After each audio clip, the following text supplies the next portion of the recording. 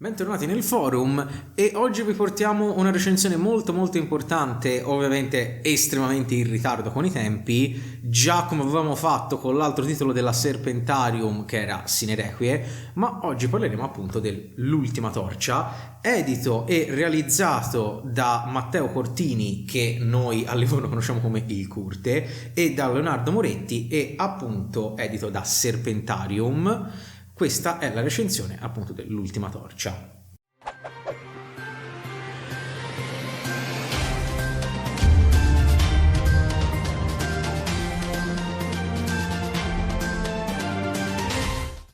Ora, qual è la prima cosa che c'è da dire subito dell'Ultima Torcia? È un gioco di ruolo old school, quindi seguirà tutte delle particolari modalità che sono caratteristiche di questo genere.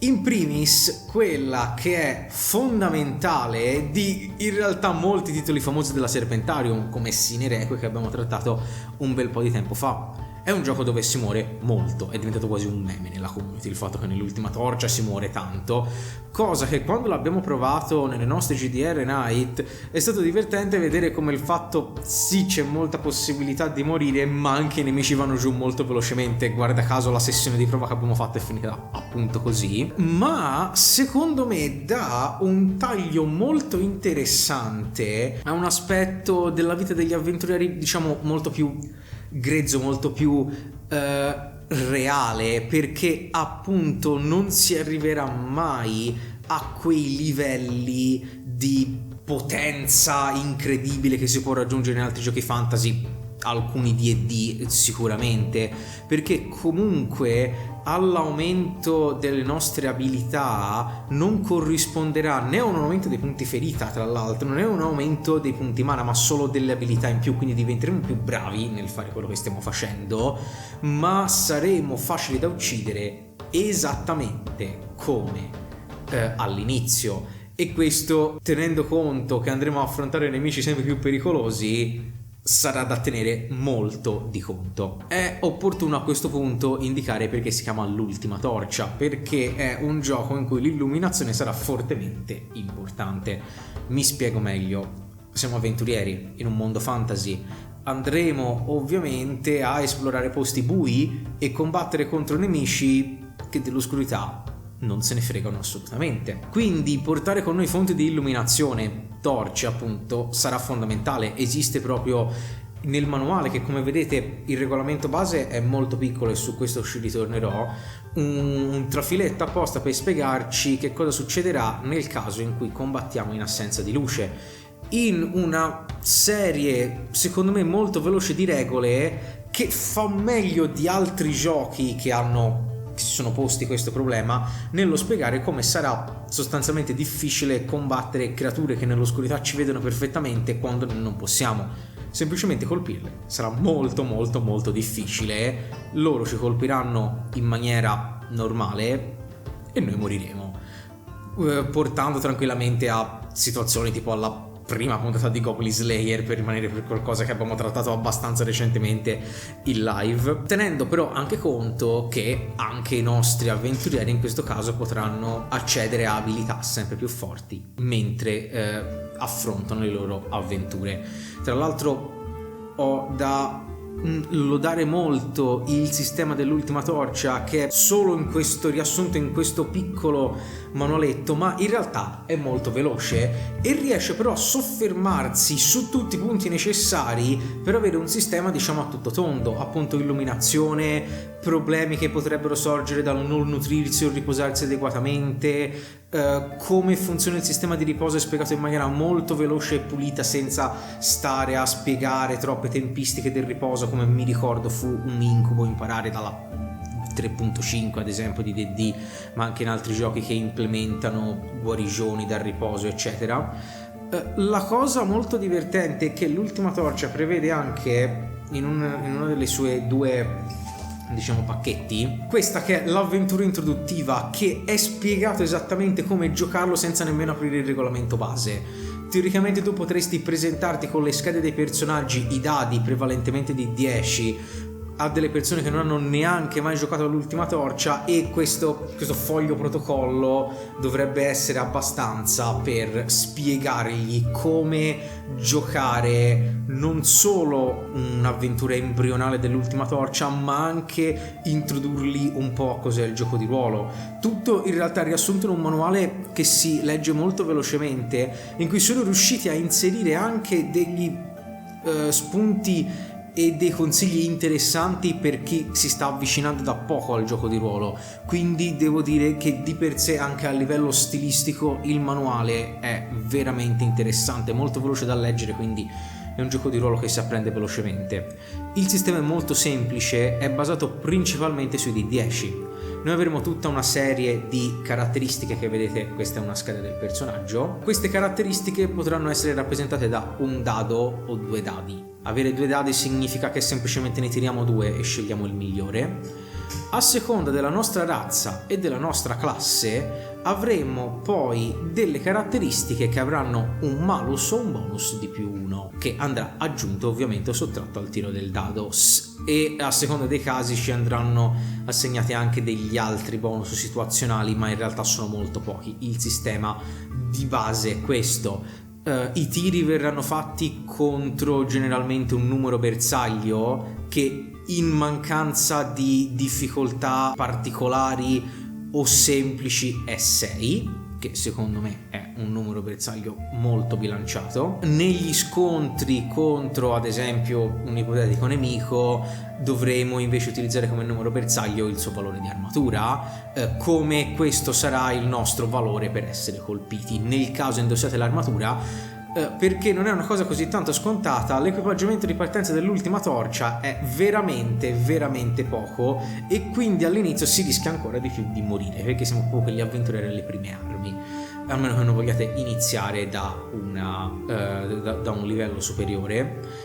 Livelleremo ottenendo dei punti avventura. Al raggiungimento di ogni 5 punti avventura otterremo delle abilità in più della nostra scheda del personaggio. Creazione del personaggio velocissima, su quello nulla da dire. Avremo a disposizione 3 razze che sono umani, elfi e nani, quindi il pacchetto più classico e basilare del fantasy. Un numero in realtà abbastanza nutrito di classi, perché troviamo il classico guerriero, il ladro, lo stregone, ma anche un chierico di una religione basata sul sole che è tranquillamente spiegata nel regolamento base, una sorta di ranger, ma comunque di guerriero fortemente collegato alla magia naturale. È stato introdotto poi nel pacchetto espansione un'altra classe che è una sostanza, una specie di mago guerriero. Ognuna delle classi magiche avrà la possibilità di scegliere fra le proprie abilità tra un certo numero di incantesimi, che sono quelli che vi potete immaginare: incantesimi di fuoco, guarigione. La cosa divertente è che alcune classi, come ad esempio quella del ladro, avranno a disposizione del mana, ma non degli incantesimi da utilizzare di classe, perché semplicemente il mana dovrà essere utilizzato per attivare le pergamene. In un utilizzo di pergamene che, quando l'ho letto, ho detto finalmente qualcuno ha capito come semplificarle, perché semplicemente basta avere nell'inventario, lo prendono, azione in combattimento, comunque azione per utilizzarla,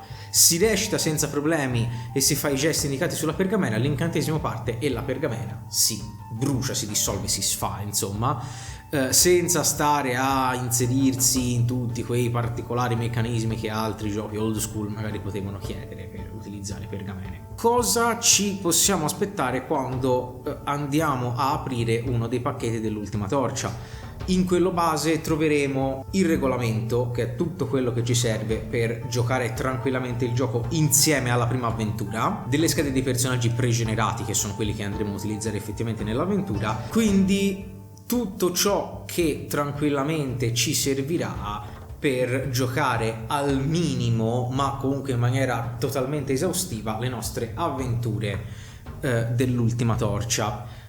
Esiste poi un altro pacchetto che è il set del master, che contiene, neanche a dirlo, lo schermo del master, tra l'altro con delle illustrazioni secondo me molto belle, che è esattamente come vi potete aspettare all'interno uno schermo del master. Tra l'altro qua troveremo la nuova classe del mago guerriero, una serie di regole diciamo aggiuntive che andranno in maniera proprio minima a complicare la scheda. Questa è appunto la scheda aggiornata in cui sono stati inseriti gli oggetti a portata di mano, la bandoliera, la borsa e gli oggetti indossati e impugnati, e più un sistema di spazi che sostanzialmente ci dice cosa possiamo avere sempre a portata di mano.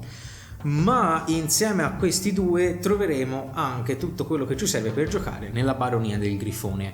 Ora, nessuno ci vieta di ambientare l'Ultima Torcia dove vogliamo. La Baronia del Grifone, diciamo, è l'ambientazione base. Questo è il manuale ambientativo che verrà dietro con una comoda mappa, anche molto carina secondo me, della Baronia del Grifone.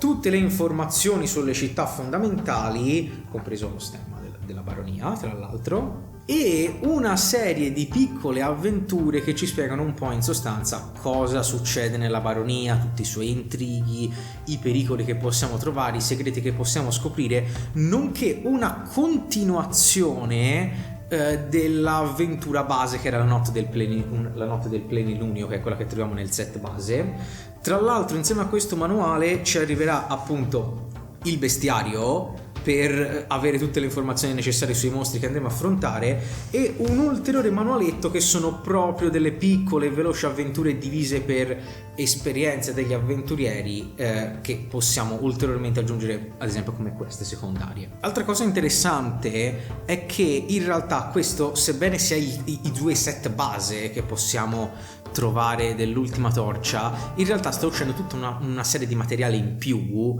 che è totalmente opzionale, ma se volete potete tranquillamente acquistare. E il fatto che sia in queste scatole, esattamente come Scatola Rossa, vuol dire che mano a mano che l'acquistate potete tranquillamente inserirlo nelle scatole e avere tutto pronto per poter giocare.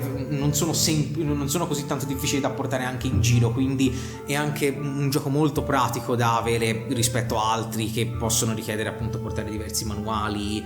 Quindi in sostanza l'Ultima Torcia è un prodotto secondo me veramente interessante. È un gioco poi nella sua sostanza tradizionale, un fantasy, per dire più dark fantasy, ma che comunque nessuno con un minimo di esperienza del gioco di ruolo più tradizionale avrà problemi a affrontare o trovarcisi bene. Ma è anche di per sé molto veloce e molto d'azione, perché è un gioco in cui ci sarà bisogno di prendere decisioni abbastanza velocemente, di prendere decisioni anche abbastanza importanti che potranno decretare la vita o la morte del nostro personaggio in maniere abbastanza cruente, e da affrontare soprattutto nemici temibili in cui la semplice forza bruta potrebbe non sempre avere successo.